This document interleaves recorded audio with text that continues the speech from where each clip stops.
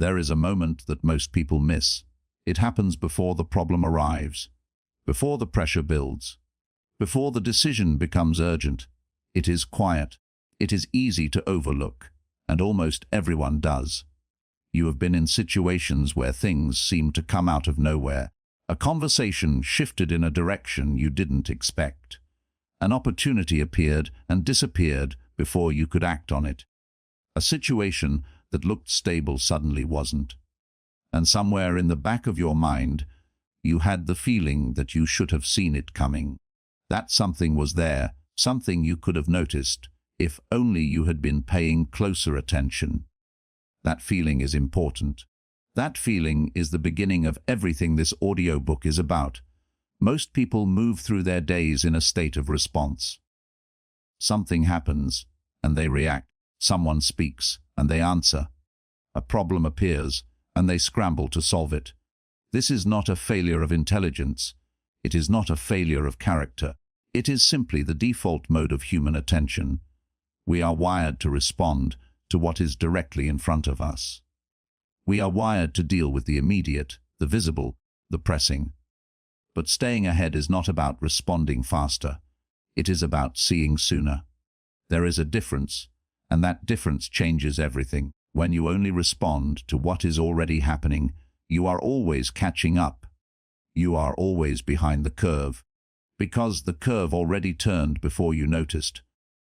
The people who seem to move through life with ease, the ones who seem to make the right decisions at the right time, who seem to know which way things are going before others do.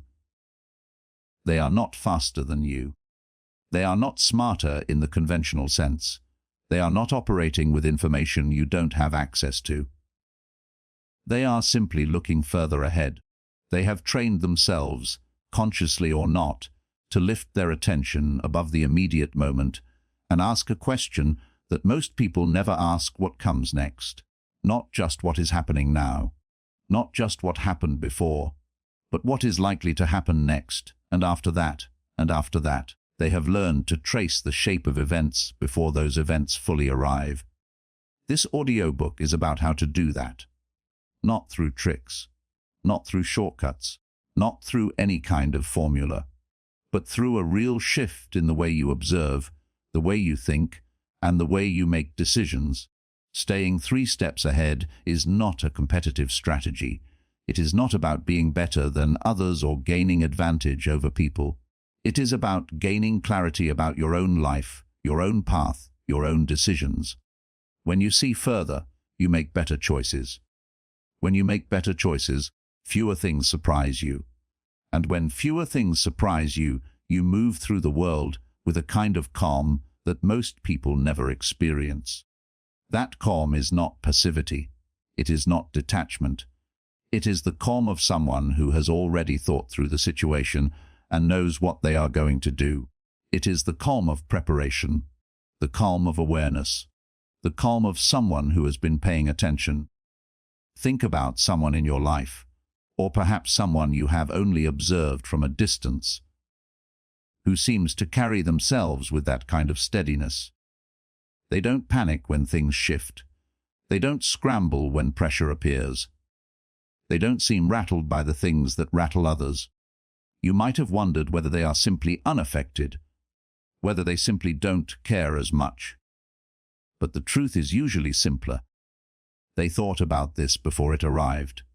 They looked at the situation, at the people, at the patterns, and they could already see where it was going.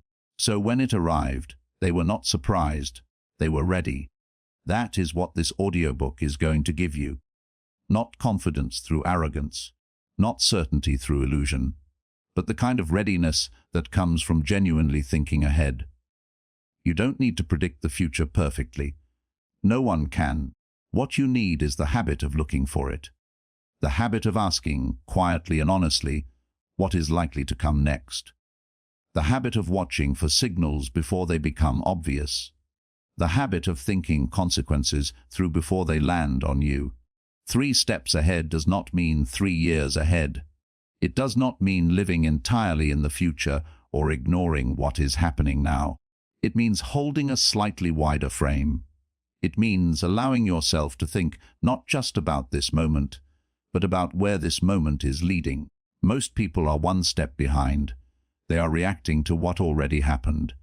You are going to learn to be 3 steps ahead, not by moving faster, not by thinking harder, but by learning to see further, and that changes everything. The human mind is extraordinarily good at solving problems. What it is not naturally good at is solving problems before they become problems. This is not a flaw. It is a feature of how attention works. Your attention is drawn to what is loud, what is immediate, what is pressing. A noise in the room gets your attention faster than silence. A crisis demands your focus faster than a slow building trend. An urgent deadline pulls at you more than a distant one. This is how attention has always worked. It is designed to keep you safe in the present moment. But the present moment is not always where the most important things are happening. The most important developments in your life, the ones that will shape where you are in 5 years, the ones that will determine whether certain relationships deepen or dissolve, the ones that will open or close specific opportunities. Those things are usually quiet right now. They are building slowly. They are giving signals that are easy to dismiss. They are not yet urgent. And because they are not yet urgent, most people do not notice them. This is the first reason why most people think too late. Their attention goes where their attention is pulled.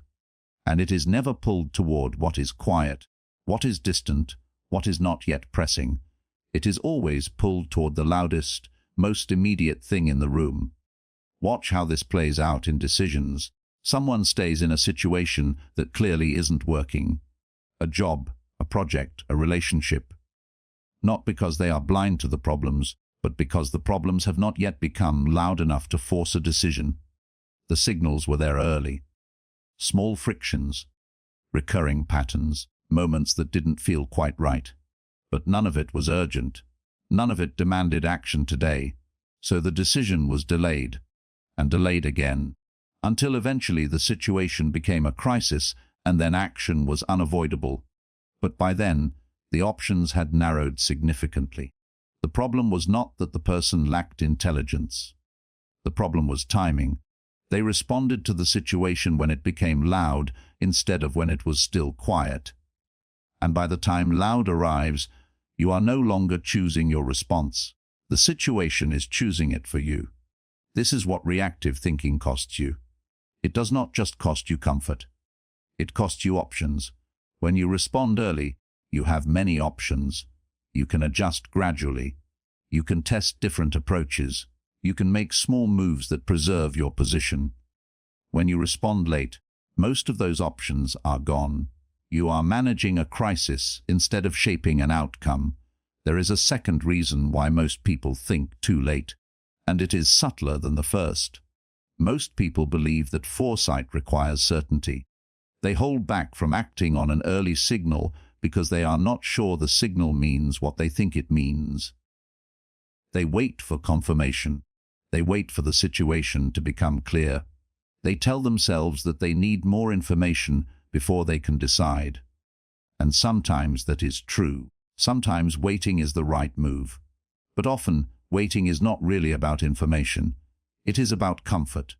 It is about the fear of acting on a reading of the situation that might be wrong.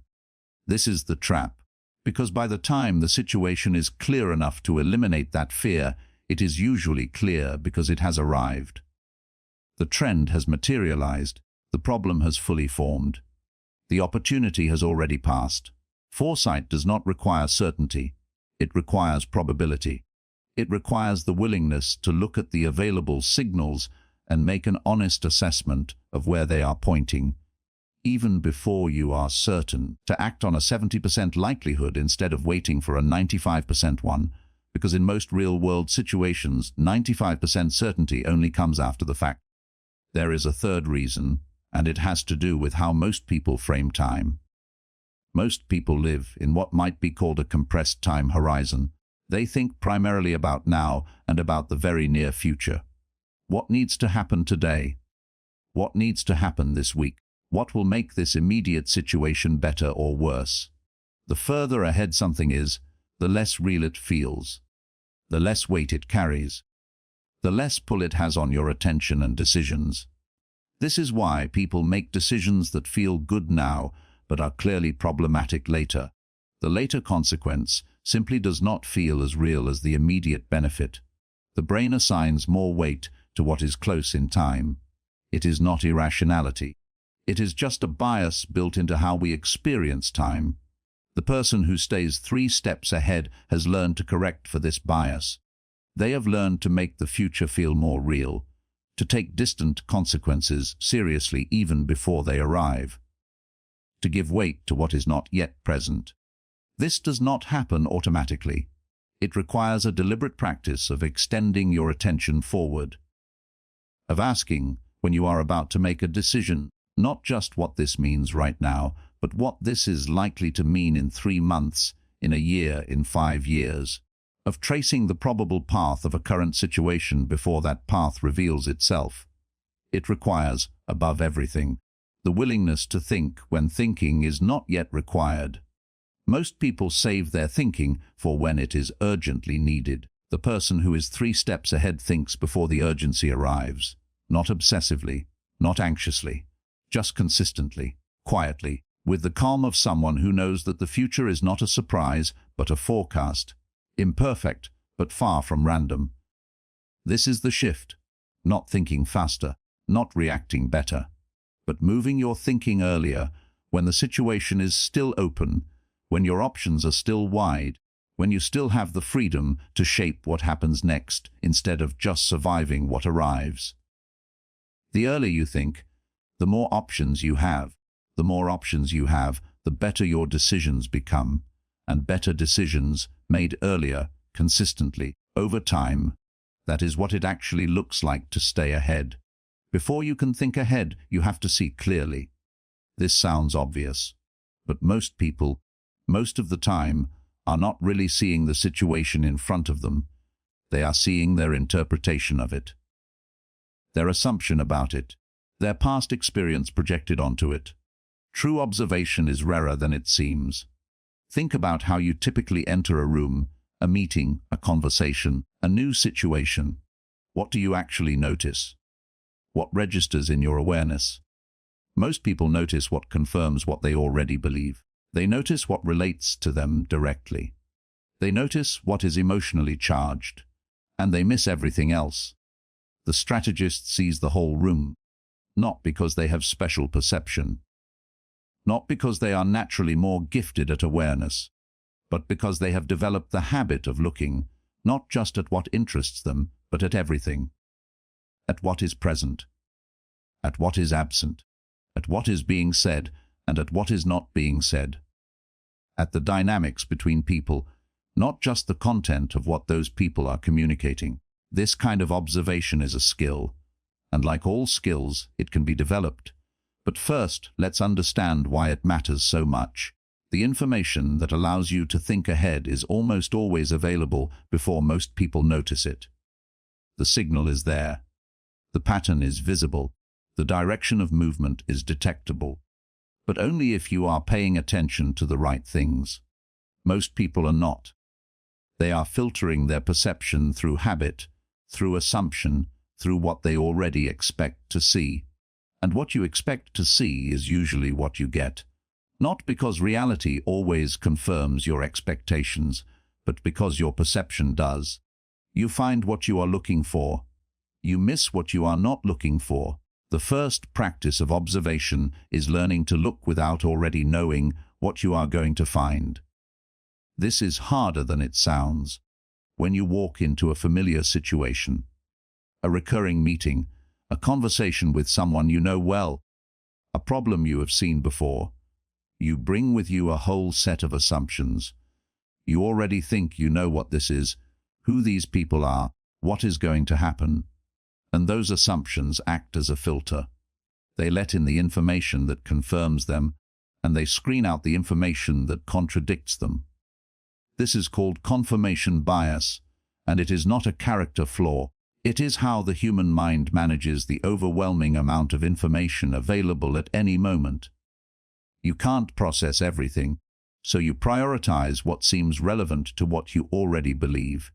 The problem is that new information, the kind of information that would actually update your understanding, that would show you something is shifting or that a pattern is changing, is almost always the information that doesn't fit your existing assumptions. It is the unexpected detail, the thing that seems out of place, the small signal that contradicts the story you are already telling yourself about the situation.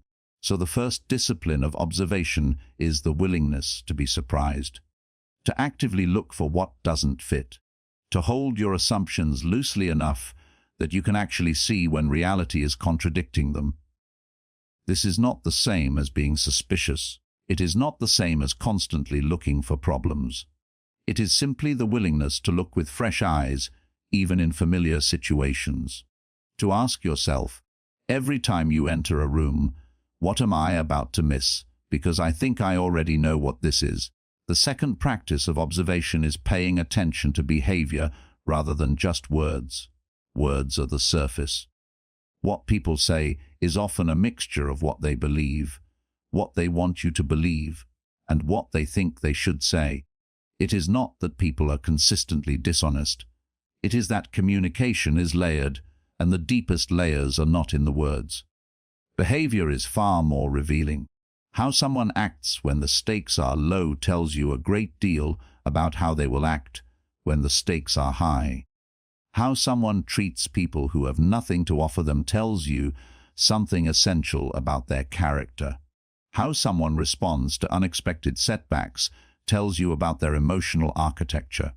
How consistently someone follows through on small commitments tells you how much to rely on them for large ones. These are things you cannot learn from what someone tells you about themselves. You can only learn them from watching.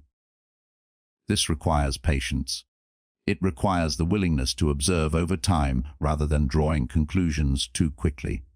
Most people form impressions fast and then stop looking. They decide who someone is in the first few interactions, and then they interpret everything subsequent through that lens. The deeper observer keeps looking. They allow their understanding to evolve as they see more. They resist the urge to fully finalize their assessment of a person or a situation because they know that situations change and people are more complex than first impressions reveal. The third practice of observation is noticing the space between things. Most information is not in what is present. It is in what is absent. The question that wasn't asked. The subject that was carefully avoided. The person who was not included. The topic that changed the energy in the room when it came up, but that no one directly acknowledged. Gaps are information. Silences are information. Hesitations are information. When someone gives a thorough, confident answer to one question and a vague, brief answer to another, that contrast tells you something. When a group talks easily about most things and becomes slightly uncomfortable around one subject, that discomfort is worth noticing. When a plan covers some contingencies carefully and ignores others entirely, the ones that are ignored are often the most revealing. Learning to notice what is not there is one of the most powerful forms of observation available to you. It requires a certain stillness of attention. You cannot notice absence while you are busy processing everything that is present. You have to create a kind of quiet in your awareness, a background attention that watches for what is missing, what is being avoided, what is conspicuously not said. The fourth practice of observation is tracking change over time. A single data point tells you very little. A pattern across time tells you a great deal. This is why consistent observation matters more than sharp observation in any single moment. If you pay close attention in one meeting, you learn something. If you pay close attention across 50 interactions with the same person or the same system, you begin to see how things move. You begin to see the rhythm of the situation, the cycles, the tendencies, the ways this particular system tends to behave under different conditions. And when you know how something tends to behave, you can start to predict how it will behave. This is where observation begins to feed foresight directly. Not in a single sharp moment of perception, but through the accumulation of careful attention over time. Think about a domain you know deeply, a field you have worked in for years, a community you have been part of for a long time, a person you have known through many different circumstances. In that domain, your predictions are probably fairly good. You can often tell which way things are going to go. You can read the signals. You know from experience what certain patterns mean. That knowledge is not magic. It is accumulated observation. It is what happens when you pay consistent attention to something over a long period of time. You internalize the patterns. You develop an intuition that is actually a form of compressed understanding. You can do this deliberately.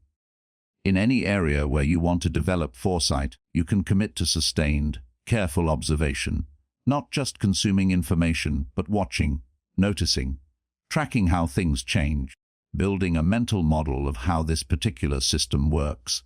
The fifth practice of observation is watching yourself. This is perhaps the most important of all. You are part of every situation you are in. Your perceptions, your assumptions, your emotional reactions, your blind spots. All of these affect what you see and how you interpret it. If you are not observing yourself with some degree of honesty, your observations of everything else will be filtered through biases and reactions that you are not even aware of. Self-observation is not self-absorption. It is not spending all your time focused inward. It is simply maintaining a quiet awareness of your own state, noticing when you are emotionally reactive and adjusting for the fact that reactive perception is less reliable. Noticing when you are attached to a particular outcome and adjusting for the fact that attachment distorts what you see. Noticing when you are tired, or stressed, or hopeful, or afraid, and understanding how those states are coloring your perception. The most accurate observer is not the person who is most intelligent. It is the person who is most honest about their own perceptual limitations. When you can observe a situation while also observing your own reactions to it, when you can hold both in awareness at the same time, you are operating at a level of clarity that most people never reach, because most people are inside their experience. They are immersed in it. They are feeling it, reacting to it, interpreting it through the lens of their own emotional state without ever stepping back to ask, is what I am seeing accurate? Or is this partly my own fear, my own hope, my own defensiveness speaking? The person who asks that question consistently and who is willing to answer it honestly sees more clearly than the person who never asks it, and seeing clearly is where everything starts. You cannot think ahead if you cannot see accurately.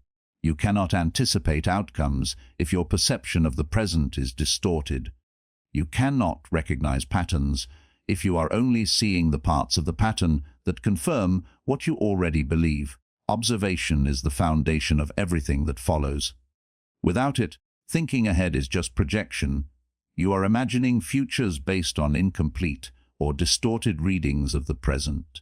With it, thinking ahead becomes genuine foresight, rooted in clear perception, honest assessment, and the kind of awareness that allows you to see where things are actually going.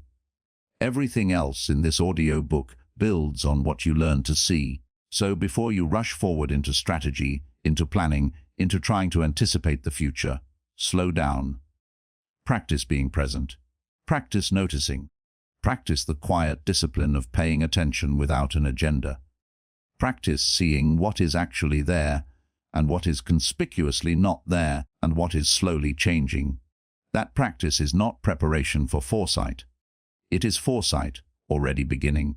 There is a particular way of moving through a decision that separates the person who is ahead from the person who is catching up. It begins not with the decision itself, but with the outcome.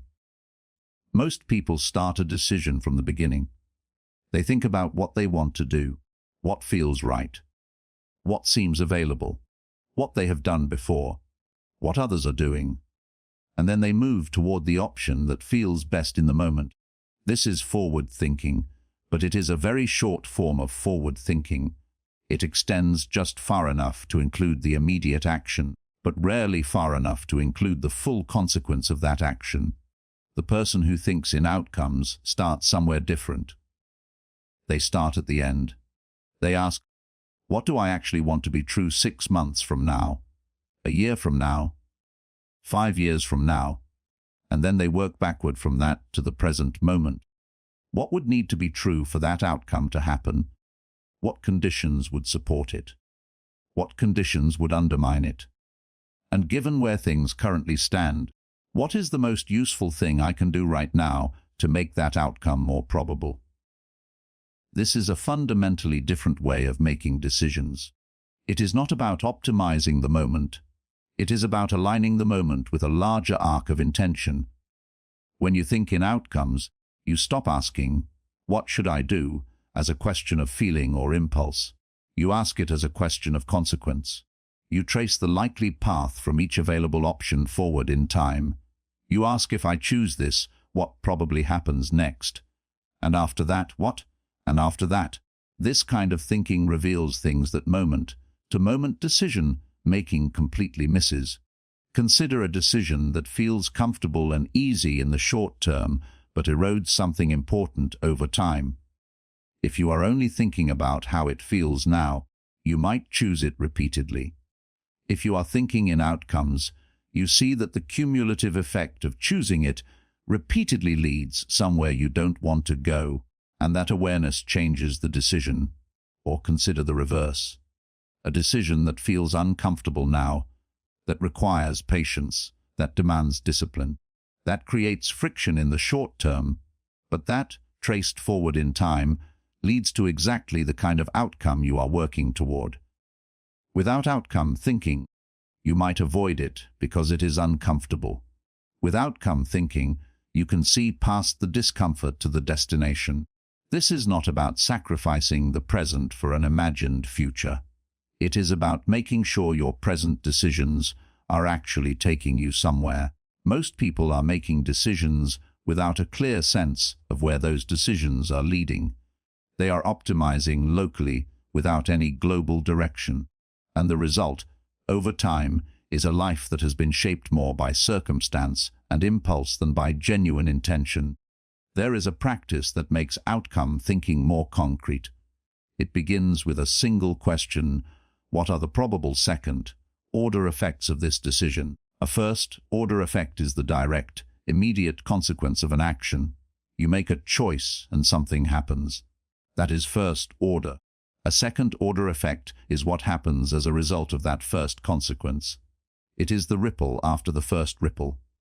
It is usually less obvious, less immediate, and less visible, but often more significant than the first-order effect.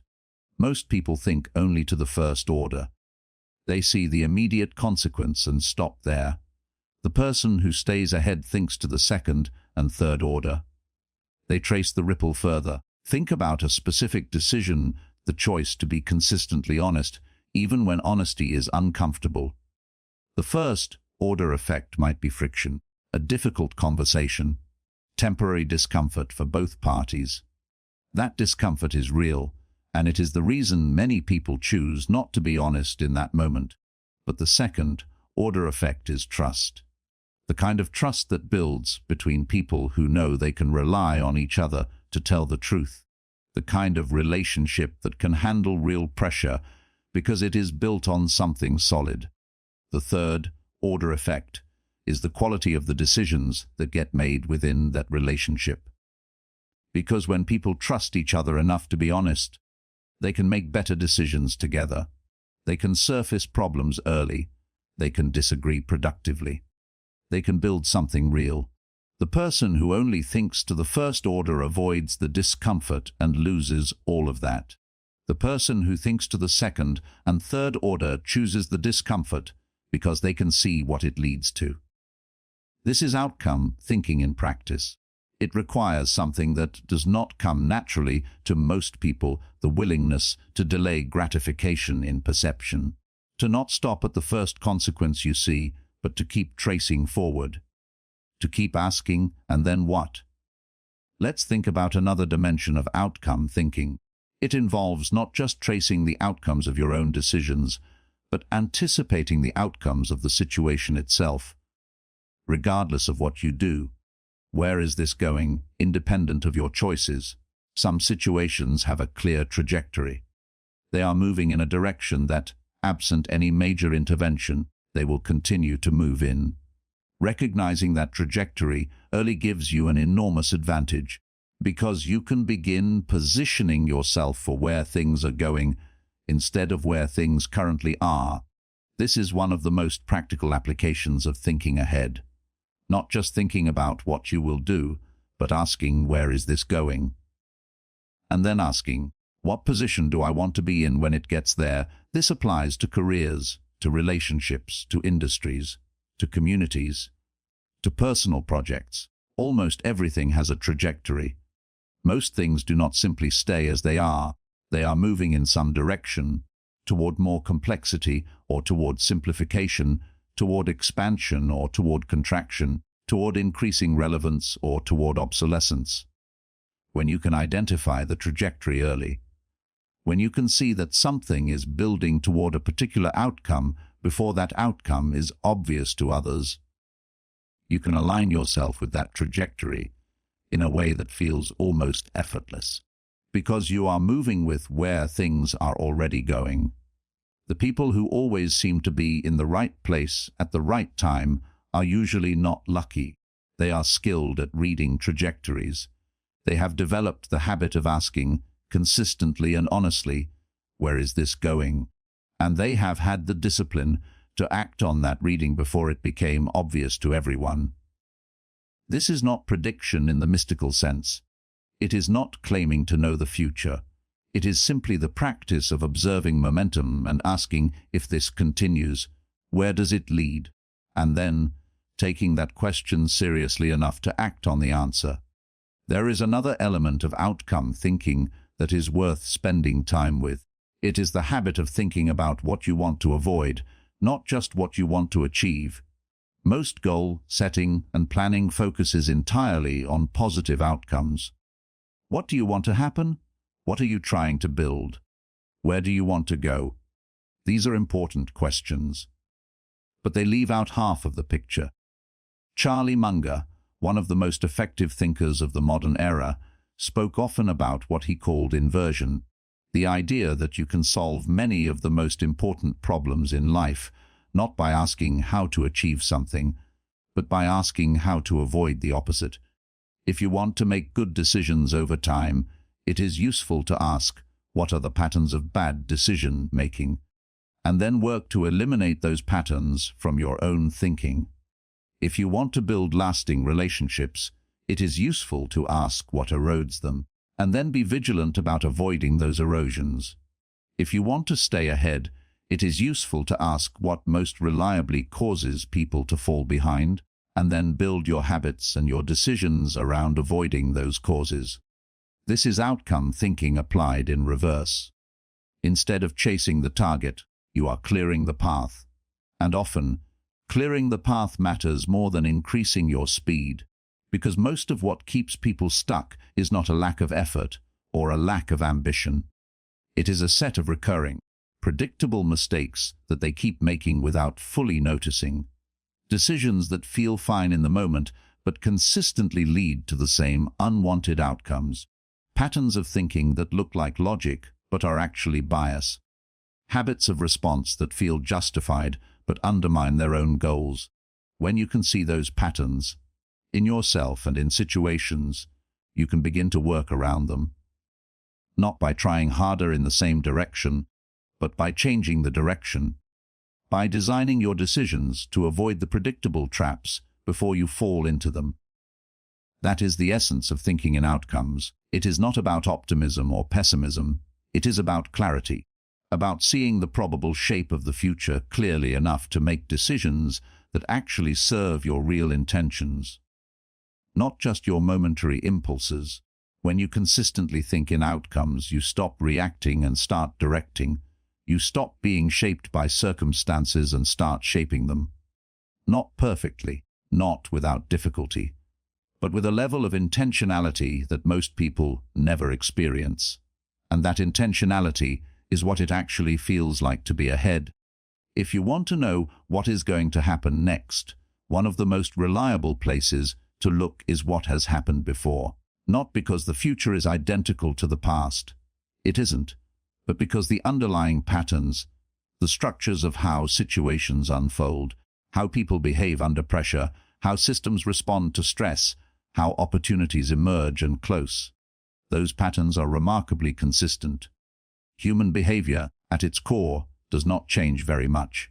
The technologies change, the contexts change, the specific details change, but the fundamental dynamics of how people respond to incentive and loss, to social pressure and status, to fear and ambition, these have remained essentially constant across all of recorded history. And because they are constant, they are predictable. This is the insight that underlies all genuine foresight.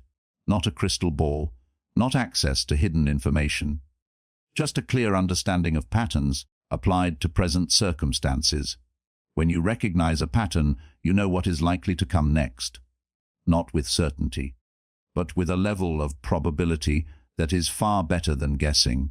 And in a world where most people are not thinking in patterns at all, even a modest improvement in your ability to read them gives you a significant advantage.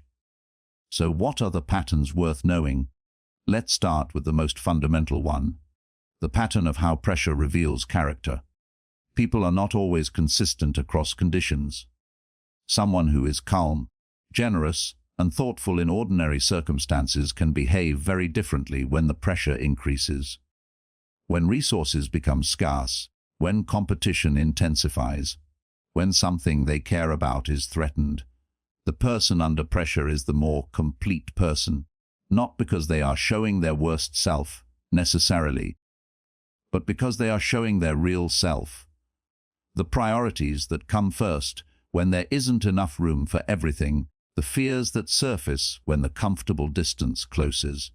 If you want to know how someone will behave in a high-stakes moment, watch how they behave in low-stakes moments that still involve friction, small frustrations, minor setbacks, moments where they don't get what they want, even when the stakes are not high. These moments are previews. They are showing you, in miniature, the structure that will show up again in full size when the pressure is real. This pattern is consistent. It repeats across every domain, every context, every kind of relationship. The person who blames others for small failures will blame others for large ones. The person who becomes defensive when lightly challenged will become deeply defensive when seriously challenged. The person who shows grace under small pressures tends to find it under large ones too. You can use this pattern to calibrate your expectations, not judgmentally, but practically. Not to write people off, but to understand them more accurately. To build relationships with realistic expectations. To make decisions that account for how people actually behave, not just how they present themselves. The second pattern worth understanding is the pattern of how early signals scale. When something is beginning, a trend, a problem, a dynamic, a shift in a system, its early form is usually subtle, easy to dismiss, easy to rationalize away, but the characteristics of that early form tend to scale as it grows. A small crack in the foundation of a building tells you something important about the integrity of the foundation.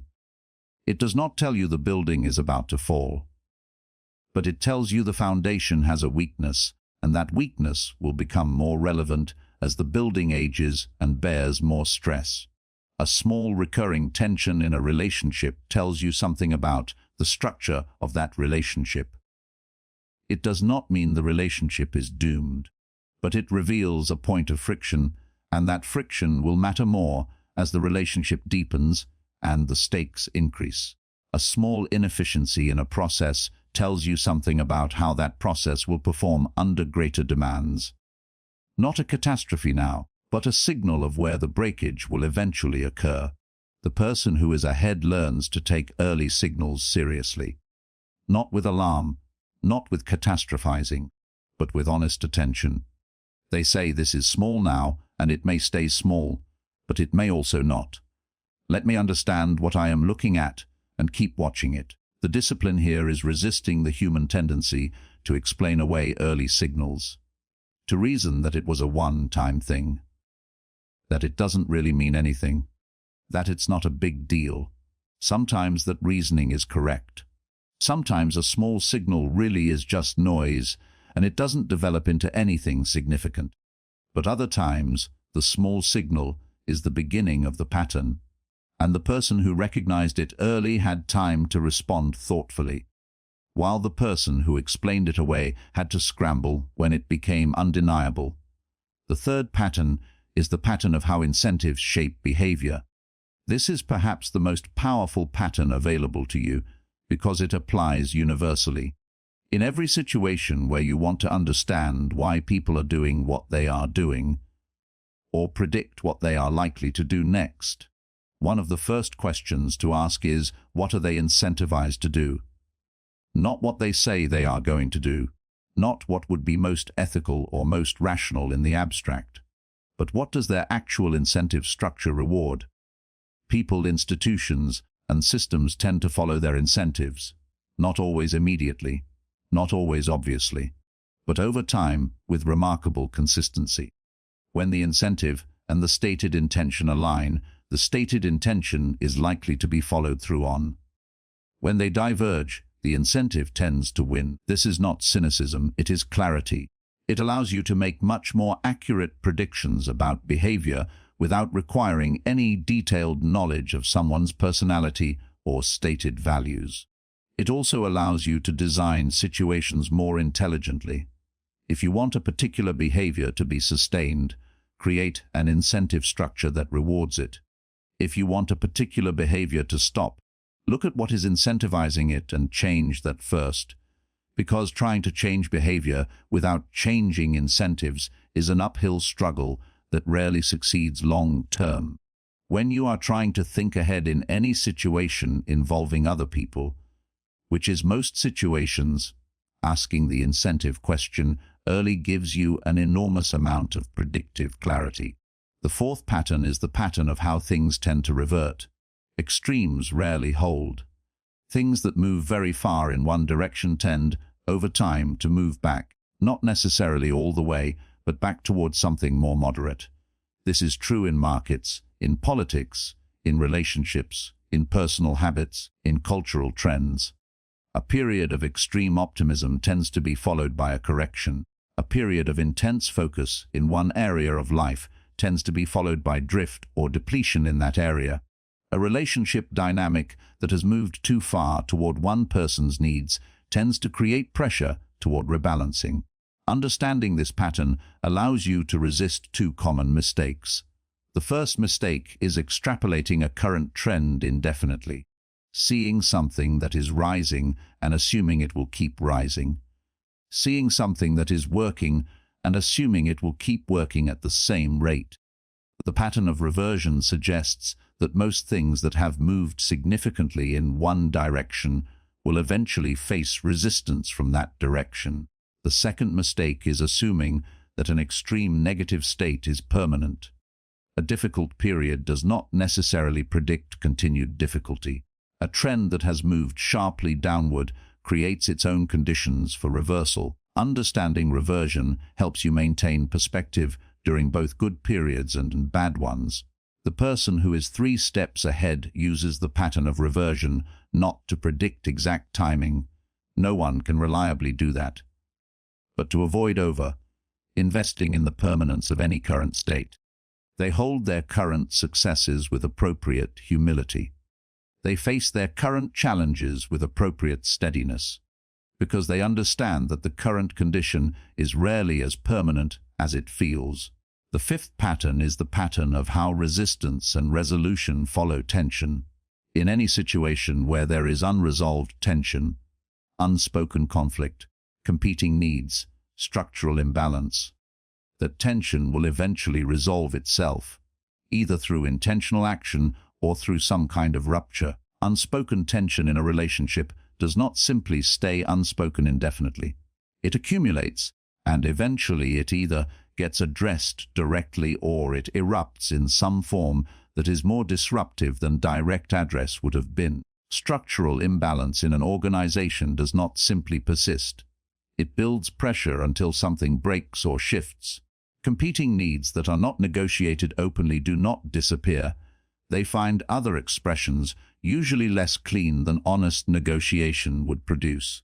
The person who sees this pattern early can often facilitate resolution before the rupture.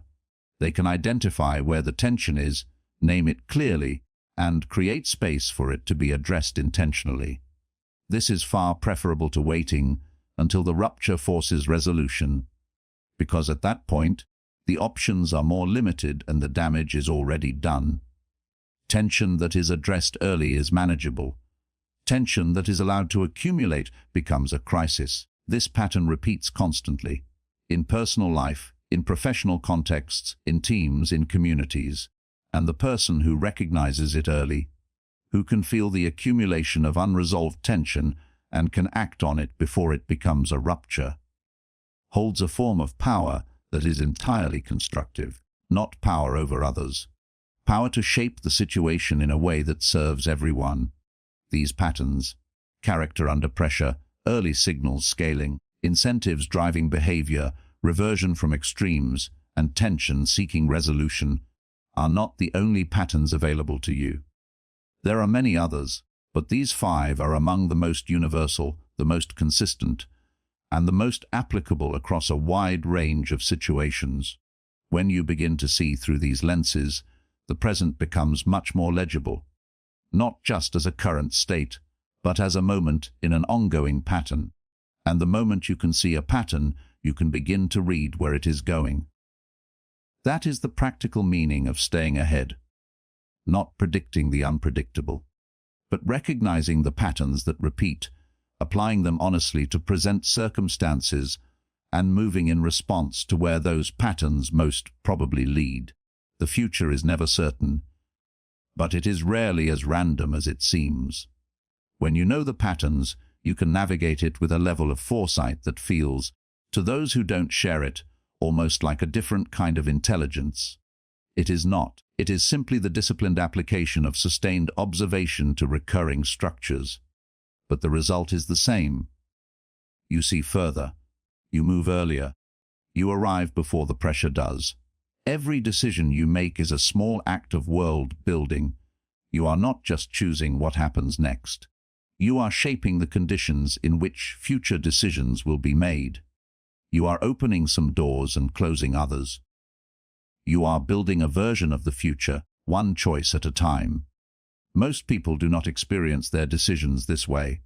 They experience each decision as a discrete event, a moment of choosing, resolved and complete once the choice is made. They move on without fully tracking how this choice connects to the next one, and the one after that, and the world those choices are building together. The person who thinks with foresight understands that no decision is complete when it is made. A decision is the beginning of a chain, and the quality of the chain depends on whether each link was chosen with awareness of what comes next. This section is about how to make decisions with that kind of awareness. The first principle is what might be called clarity of intention. Before you can make a good decision, you have to know what you are actually trying to achieve. This sounds obvious, but in practice, it is surprisingly rare. Most people make decisions in a state of only partial clarity about what they are working toward. They know what they want in a general sense. They know what they want right now. But they often have only a vague sense of the larger goal that their immediate decisions are supposed to serve. When the larger intention is not clear, decisions default to whatever feels most comfortable, most socially acceptable, or most immediately rewarding. And those defaults are not always aligned with what you actually want your life to look like. Clarity of intention means knowing, with some precision, what you are building, not in an obsessive way that makes you rigid and unable to adapt, but in a clear enough way that when you face a decision, you have a real reference point for evaluating your options. The question to ask is not, what do I want to choose right now? The question is, what is the decision that most directly serves what I am actually trying to build? When you consistently ask the second question instead of the first, your decisions become significantly more coherent over time. They begin to compound in a direction rather than simply accumulating as a collection of independent moments.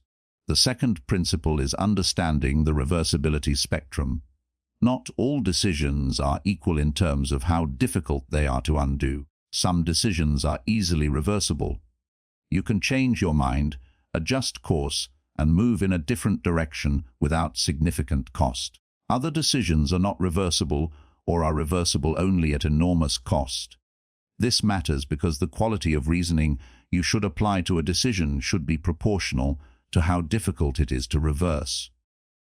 For reversible decisions, the best approach is often to decide quickly and adjust based on what you learn.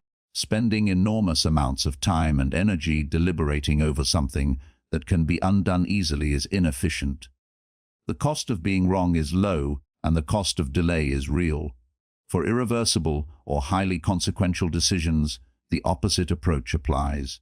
Slowing down is not procrastination, it is wisdom. Taking time to gather more information, to consult people who think differently from you, to genuinely sit with the full range of implications before you commit. This is appropriate to the weight of the decision. One of the most common thinking errors in decision-making is applying the reasoning appropriate to low-stakes reversible choices to high-stakes irreversible ones, moving too quickly through a decision that genuinely deserves more care, trusting the first analysis when a second and third one might reveal something important. The person who thinks with foresight knows which decisions deserve more time. They do not treat all decisions the same. They calibrate their attention to the actual stakes. The third principle is pre-mortem thinking. Before you commit to a significant decision, imagine that you have already made it and a significant amount of time has passed. Now imagine that things went wrong. Not a little bit wrong, seriously, significantly wrong. The decision did not work out the way you hoped. Now ask yourself, why did it fail? This is pre-mortem thinking, and it is one of the most powerful tools available for improving the quality of high-stakes decisions. When you work backward from an imagined failure, you surface risks and vulnerabilities that forward thinking tends to miss. Forward thinking is optimistic by nature. You are focused on the path to success, on how this is going to work. Pre-mortem thinking interrupts that optimism and asks the uncomfortable question, what is the realistic way this could go badly? The answer to that question is not a reason to abandon the decision. It is information. It reveals where the vulnerabilities are, so you can address them before they become real problems.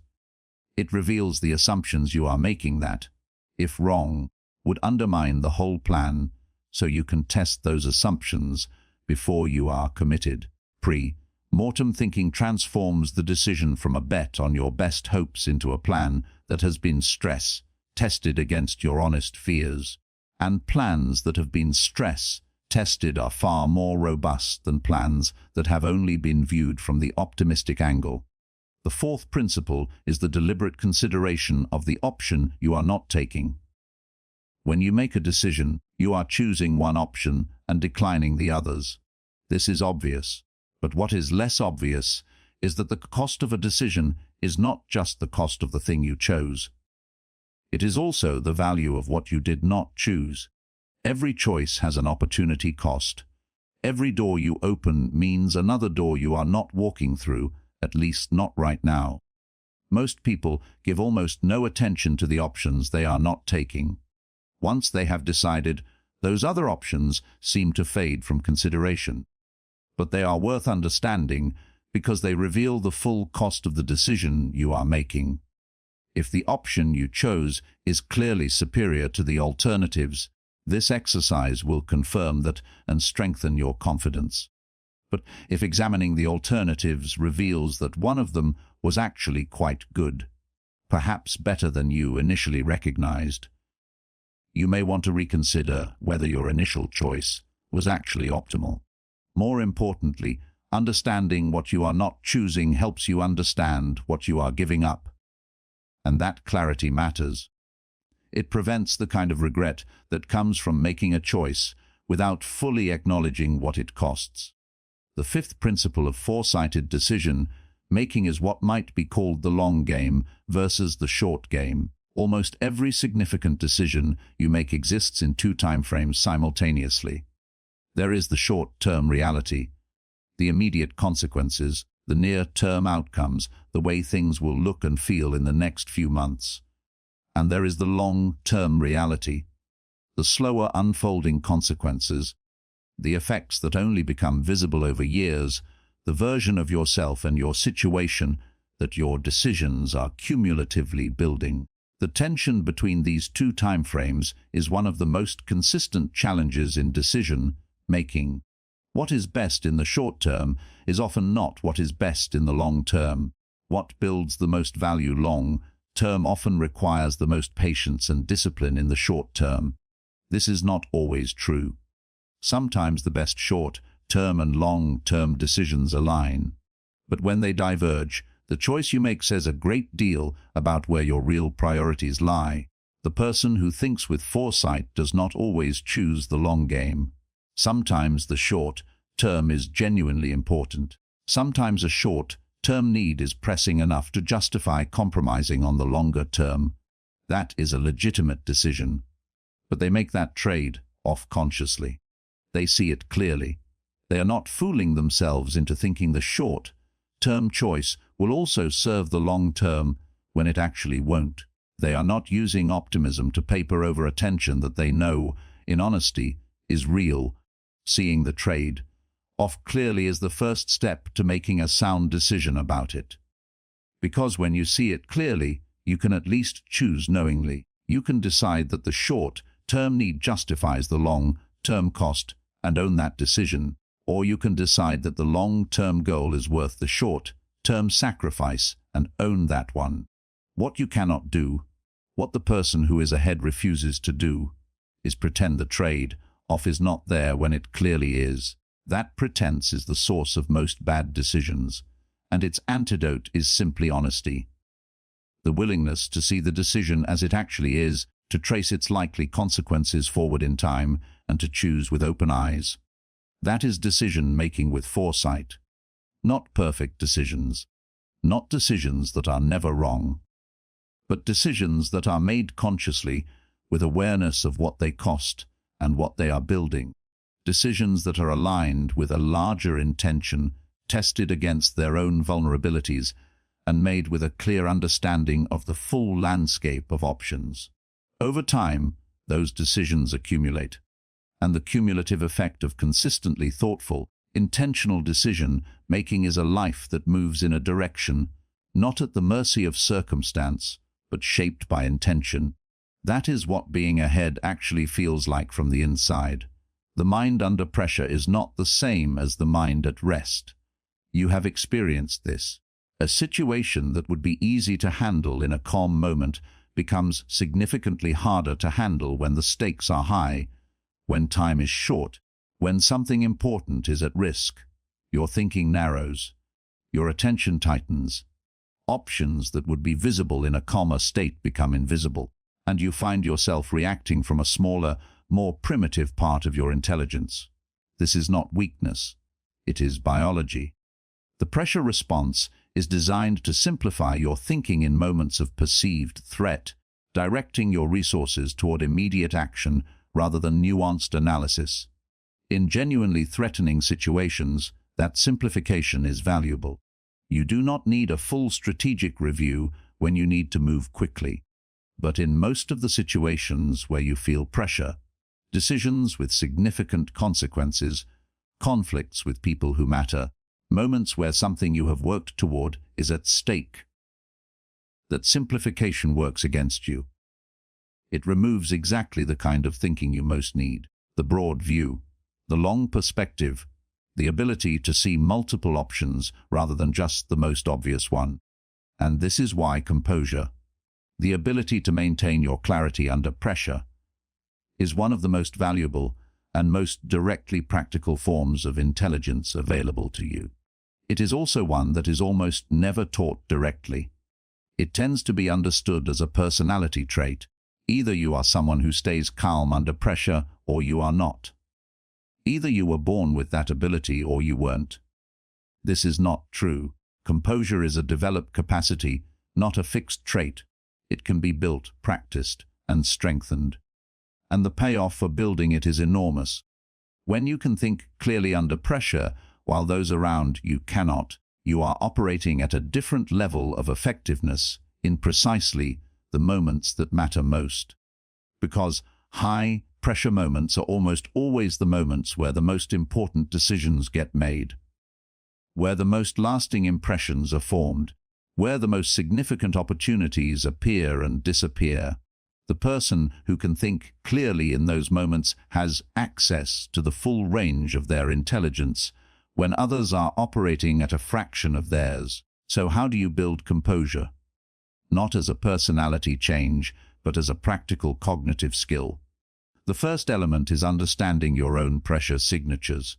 Every person has a set of characteristic ways that pressure shows up in their thinking.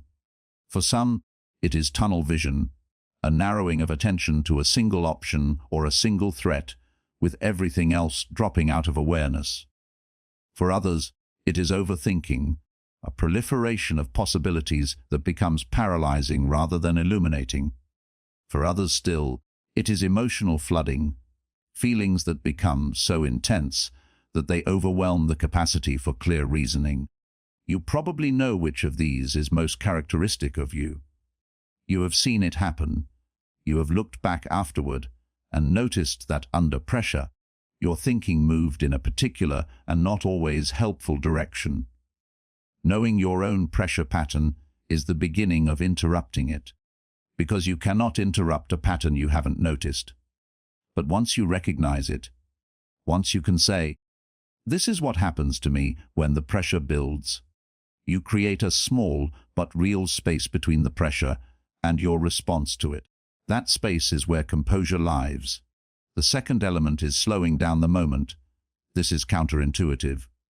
Under pressure, everything seems to be speeding up. The urgency feels real. The demand for immediate response feels loud.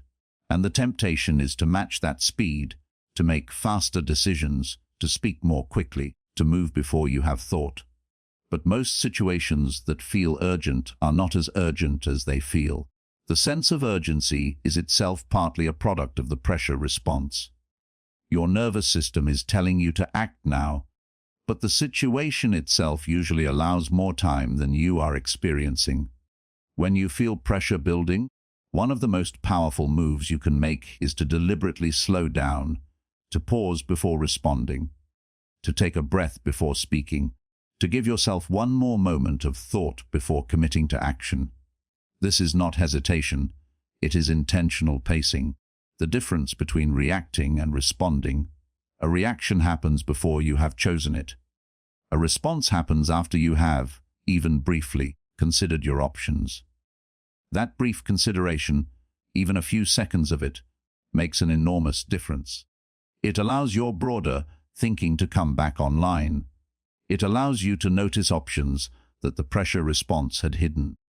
It allows you to speak from a more grounded part of yourself rather than from the surface urgency. The discipline of slowing down in the moment is simple to describe and genuinely difficult to practice, because it goes against the grain of what pressure makes you want to do.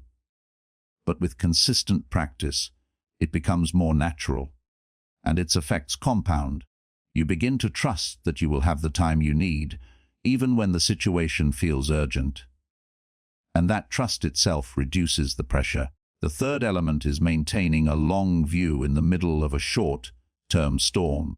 One of the most destabilizing things about pressure is that it makes the current moment feel enormously consequential. Whatever is happening right now feels like it is going to define everything. The outcome, the relationship, the future. And that sense of total consequence creates a kind of cognitive collapse. You lose access to perspective. The remedy is a practiced ability to hold the larger frame simultaneously with the immediate one. Even in the most intense moment, a part of your awareness can remember that this moment exists within a larger context, that this is not the only moment that matters, that even if this particular situation goes poorly, the path continues, that you have navigated difficulty before, and you will again, that the quality of your long-term judgment will be shaped by many decisions across many situations, not just this one. This does not minimize the moment. It does not mean pretending that what is happening doesn't matter. It means maintaining proportion, keeping the current pressure in its actual scale rather than letting it fill your entire field of awareness. When you can do this, when you can hold both the immediate and the long view at the same time, you make much better decisions under pressure, because you are not sacrificing your long-term interests for the sake of escaping the immediate discomfort. You are navigating the immediate difficulty in a way that remains consistent with your larger direction. The fourth element is learning to use pressure as information rather than simply reacting to it. When you feel pressure, something real is being communicated to you. The pressure is a signal. It is telling you that something you care about is at stake, that something in the situation is uncertain or demanding, that your attention is needed. That signal is useful. The problem is not that pressure exists. It is that most people respond to the signal by either ignoring it or being overwhelmed by it. Neither is ideal. What you want to do instead is receive the signal clearly, to ask, what is this pressure actually telling me? What is at stake here? What is genuinely uncertain? What does this situation actually need from me? When you ask those questions, you transform the pressure from something happening to you into information you are using. You become an active interpreter of the situation rather than a passive subject of it. And that shift from passivity to active engagement restores a great deal of your cognitive function. The fifth element is preparation before the pressure arrives. Composure is not only developed in the moment of pressure. It is developed in the time before pressure arrives through the kind of thinking and planning that reduces the number of genuinely surprising elements in any high-stakes situation. When you have already thought through the probable scenarios before they become real. When you have already considered what you would do if the conversation goes in a particular direction. What your position is on the key question, what your bottom line is before any negotiation begins. You arrive at the pressured moment with less to figure out in real time, and what you don't have to figure out in real time, you can navigate with composure. This is why preparation and composure are not separate. Preparation is one of the primary ways you build composure. Every scenario you think through in advance is one that will not fully surprise you when it arrives. And reduced surprise means reduced pressure response. The person who stays 3 steps ahead is not simply reacting to pressure with admirable calm. They are arriving at situations already prepared, having thought through the landscape, having identified the key decisions in advance, having done enough of the cognitive work ahead of time that the moment itself is navigable. Calm thinking is not just a virtue, it is a strategy, and it is available to you in every situation if you are willing to do the work that makes it possible. There is a difference between reacting to where things are and moving toward where things are going. Most people operate in the first mode. They see the current landscape and respond to it. They see where value is being created right now and move toward it. They see what is working at this moment and try to participate in it. They respond to the world as it is. But by the time something is clearly successful, clearly valuable, clearly obvious as an opportunity, it is usually already competitive. Other people have also noticed it. The advantage of being early is gone. What remains is the harder, more crowded path of competing on execution alone. The person who positions ahead does not wait for something to become obvious. They move before the clarity arrives, based on their reading of where things are going. They occupy the space before the crowd arrives. This is not recklessness. It is not speculation. It is the disciplined application of everything covered in this audiobook: sustained observation, pattern recognition, outcome thinking, and the willingness to act on a 70% reading rather than waiting for certainty. Positioning is not just about where you are. It is about what you are building, what relationships you are maintaining, what skills you are developing, and what reputation you are creating, all of which are investments in a future version of your circumstances, not just the current one. Think about how positioning works in a practical sense. In a career, positioning ahead means developing skills and relationships that will be relevant and valuable in the landscape 2 or 3 years from now, not just the one that exists today.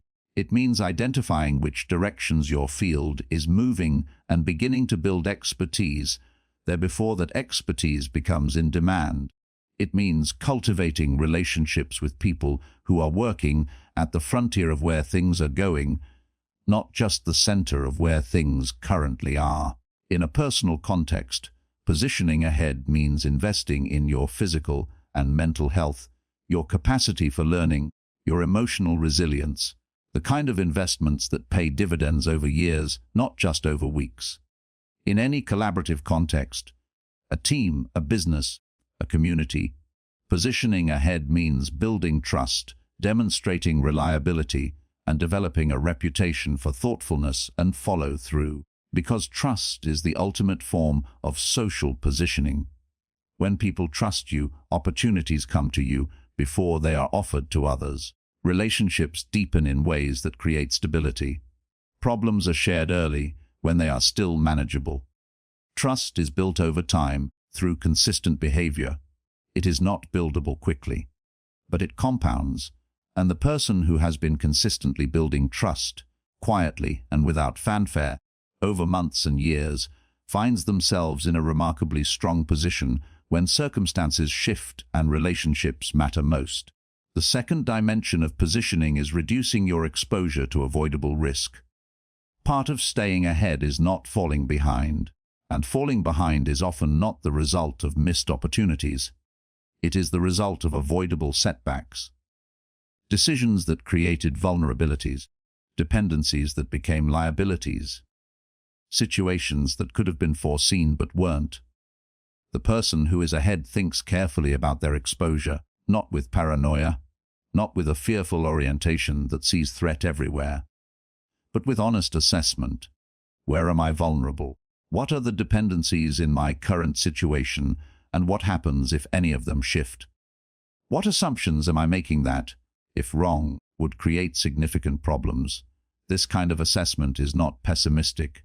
It is prudent, and acting on it, reducing unnecessary exposure before the vulnerability becomes a crisis, is one of the most direct ways to stay ahead.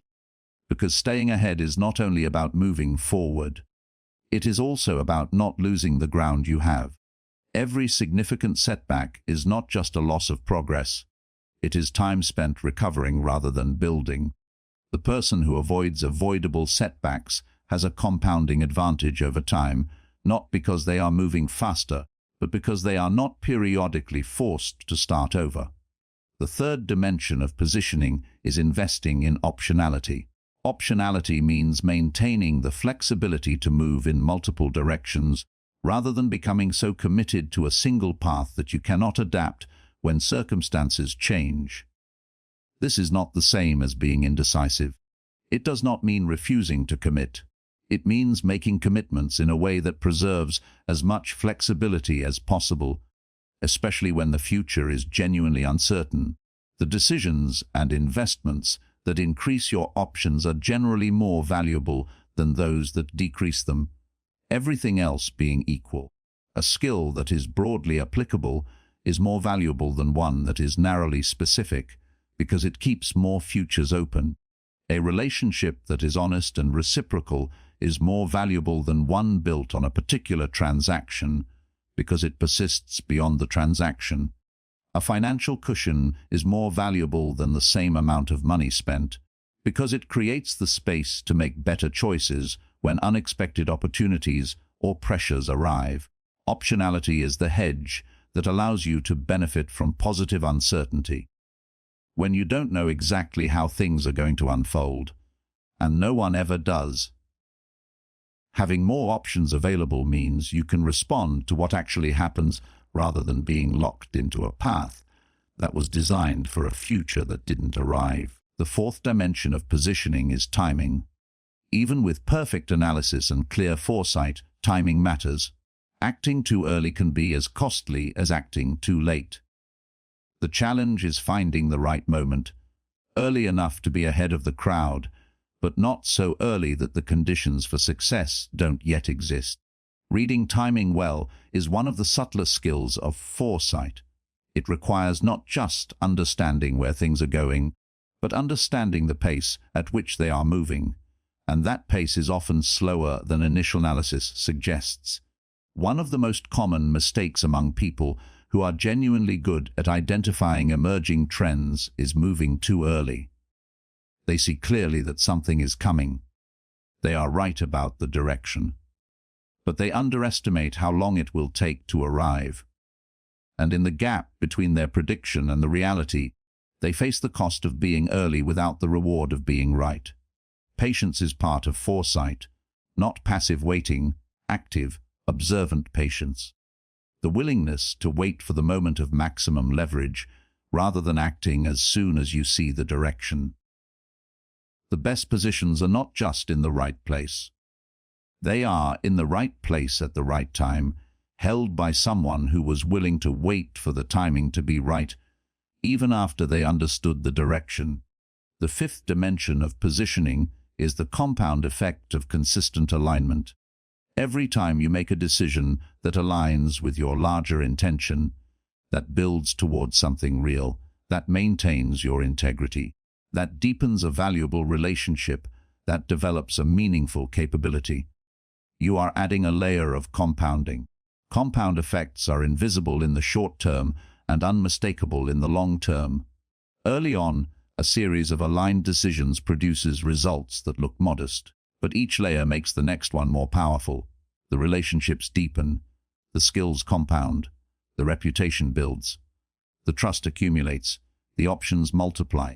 The person who has been consistently aligned in their decisions over years looks, to an outside observer, as if they are in an exceptional position. And they are, but that position was not the result of any single brilliant move. It was the result of many small, consistent, intentional moves that built on each other. This is the reality of what staying ahead actually looks like from the inside. Not a dramatic leap forward, not a sudden advantage, but the quiet accumulation of intentional decisions, each one slightly better informed and slightly more aligned than the one before, adding up over time to something that looks from the outside like extraordinary positioning. You are building that accumulation right now. Every conversation you have with full attention, every decision you trace forward instead of taking at face value, every moment of sustained observation, all of it is adding to the foundation. The person who stays ahead is not in a different category from everyone else. They are doing the same things in the same life, facing the same uncertainties. They are just doing those things with more intention, more awareness, and more foresight. And that difference, quiet, consistent, compound, is everything. You began this audiobook in a particular place. Perhaps you felt that life was happening to you faster than you could keep up with. Perhaps you recognized yourself in the description of reactive thinking, always responding, always catching up, always arriving one moment too late to have the best choice available. Perhaps you sensed that there was a different way of moving through the world, but you were not quite sure what it looked like. You have now spent considerable time inside the ideas that make up genuine foresight. You have seen that staying ahead is not about intelligence in the narrow, conventional sense. It is not about being the cleverest person in the room, or the most strategic, or the most calculating. It is about something quieter and more durable than any of those things. It is about seeing clearly. It is about developing the habit of looking not just at what is directly in front of you, but at what is building, what is shifting, what is likely to follow from what is currently happening. It is about recognizing that the future is not a mystery. It is a probability, and while no one can know exactly what will happen, the person who has learned to read signals, recognize patterns, trace consequences, and think in outcomes has a genuine and practical advantage over the person who has not. That advantage is not about winning. It is not about defeating anyone or outmaneuvering others or claiming territory that belongs to someone else. It is simply about living your own life with more intention, more clarity, and more genuine choice. Because that is what foresight gives you, not control over outcomes. No one has that. But clarity about what you are building and why. Awareness of where things are going before they fully arrive. The space to make decisions when you still have many options, rather than when the options have already narrowed. The quiet inside that space is real. You have probably glimpsed it in moments when you felt genuinely prepared, when you had thought something through clearly, when you knew your own position before the conversation even began. That steadiness is available to you not just in occasional moments, but as a way of moving through the world. It requires practice, not dramatic transformation, just the consistent application of the habits described in this audiobook, repeated across the ordinary situations of your life until they become as natural as breathing. Watch with fuller attention, not just at the surface of situations, but at the dynamics underneath. Notice what is missing as readily as what is present. Track how things change over time, rather than just how they appear in any single moment. Observe yourself with the same honesty you apply to everything else. Think further ahead, not with anxiety about the future, but with the quiet discipline of tracing consequences before they arrive. Ask what comes next, and after that, and after that. Hold the larger frame simultaneously with the immediate one. Let the long view inform the short-term decision without eliminating its immediate reality. Recognize the patterns, the way pressure reveals character, the way early signals scale, the way incentives drive behavior over time, the way extremes revert, the way tension builds toward resolution. These are the grammar of how situations unfold. When you know the grammar, you can read the sentence before it is finished. Make decisions with awareness of what they are building. Not just what they are choosing in the moment, but what chain of consequences they are beginning. Not just what they feel like now, but what they will produce across time. Hold the tension between short-term and long-term honestly and choose with open eyes. Maintain your composure, not because calm is always comfortable, but because calm is functional, because the clear mind sees further than the anxious one, because the person who can think in the middle of pressure has access to a quality of intelligence that pressure response shuts down, and because the habit of composure, practiced consistently, eventually becomes a kind of natural steadiness that is not threatened by ordinary turbulence. Position yourself for the future rather than simply responding to the present. Build the relationships that will matter. Develop the capabilities that will be relevant. Maintain the flexibility to respond to circumstances that you cannot yet predict. Reduce the exposures that create unnecessary vulnerability. And trust the compound effect of consistent, intentional alignment over time. None of this requires you to be a different person than you are.